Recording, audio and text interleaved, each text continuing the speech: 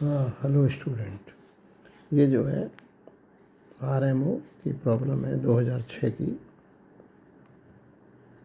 Find the least possible value of a plus b where a and b are positive integers such that 11 divides a plus 13b and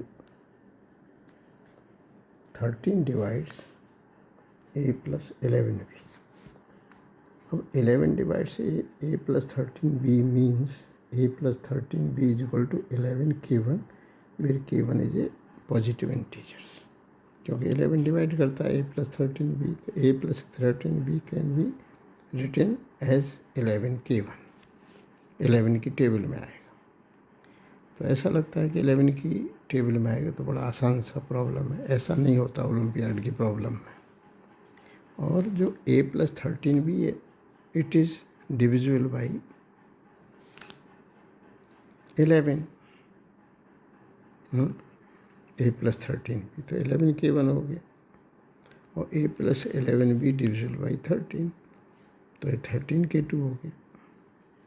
अब यहाँ पर a और b का value calculate करनी है, तो a और b की बहुत सारी वैल्यू होंगी, उनमें से जो लीस्ट होगी a प्लस b का सम जो लीस्ट होगा वो पता करना है। तो हमने क्या करा कि इसमें से इस इक्वेशन को माइनस कर दिया, तो a एलिमिनेट हो गया, तो 2b बराबर ये है। अब हमको एक इक्वेशन ऐसा बनाना है जिसमें b एलिमिनेट हो जाए। तो b एलिमिनेट के लिए हमने इस ऊपर वाले में 11 का मल्टीप्लाई करा और नीचे वाले में 13 का करा, तो 11 इंटू 13 हो जाएगा। और ऊपर भी जब हमने 11 का मल्टीप्लाई करा है तो 11 इंटू 13 बी, तो इसको माइनस कर देंगे तो बी एलिमिनेट हो जाएगा। तो 13a माइनस 11a बराबर हो जाएगा 2a। तो 2a बराबर हो जाएगा 169 k2 माइनस 121 k1। अब हमारे पास ये दो इक्वेशन है। तो अब ये ध्यान रखना है कि k1 and k2 both positive integers हैं। इस इक्वेशन से ये पता लग रहा है कि k1 k2 दोनों एक साथ या तो इवन होंगे या ऑड होंगे। अगर एक ऑड है और एक इवन है तो ये चीज़ ऑड होगी और ये इवन होगी, ऑड माइनस इवन ऑड होगा, और ये इवन है इधर टर्म्स, तो ऐसा नहीं हो सकता। तो या तो दोनों ऑड होंगे। तो अब हम ले लेते हैं कि k1 की वैल्यू, और ये माइनस ये पॉजिटिव भी होना चाहिए। तो k1 को 3 और k2 को 1 डाला, मतलब दोनों को ऑड डाला, तो b की वैल्यू 10 आ गई। k1 को 3 और k2 को 1, तो 33 माइनस 13 20 हो गया। 2b बराबर 20, तो b बराबर 10 आ गया। अब k1 को 4 और इसको 2 डाला।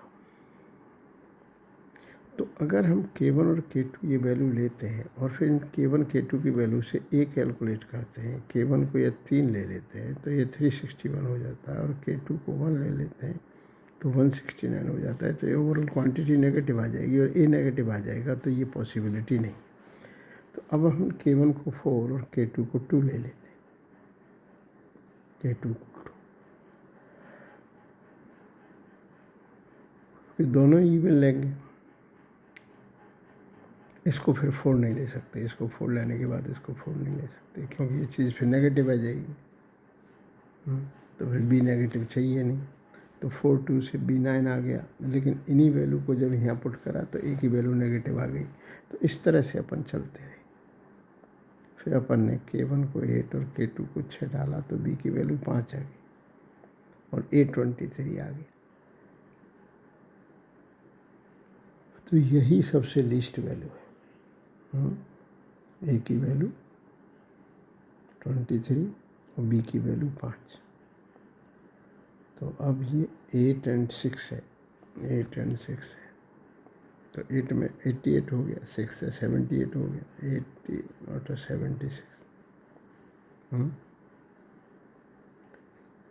ये 78 और ये 88 और ये 78, तो 78 और 11 38।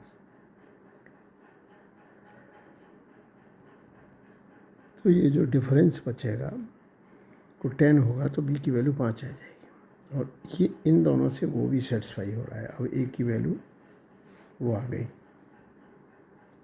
क्या पॉजिटिव आ गई, क्योंकि K2 को अपन ने 6 डाला और K1 को 8 डाला।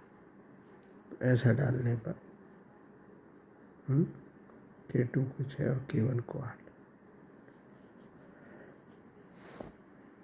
इससे ए की वैल्यू 23 आ गई, तो सम हो गया 28।